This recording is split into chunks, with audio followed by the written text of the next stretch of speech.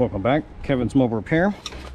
Got 2012 Land Rover Range Rover with the 5.0 V8. We're doing some front brake pads. This system here has the pins that go through and a retainer clip and a big brace right here in the middle. So this side has the sensors. Sensors real easy to replace on these, unlike other ones. They actually have easy access to the box, so that's an easy one. But anyways, these little pins right here get pushed out. I use a screwdriver or a Torx bit, so to speak, to be able to punch through and push the pins out the other side. The other side of this retaining bolt is a 13mm nut. Just unscrew that, wiggle this out. Watch out, this retainer clip will fly if you push out either one of these two pins right here. So this retainer clip, wing, but because it's spring loaded in there.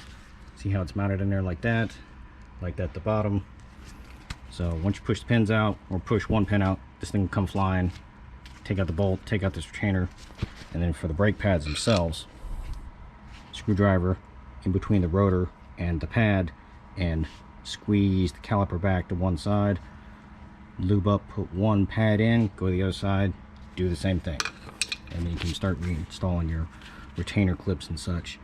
I do one pin first, put this bottom retainer in, install this one pin, put the retainer in, then put this piece in, and then you can push this piece down in order to get the top retainer clip and stuff like that into position.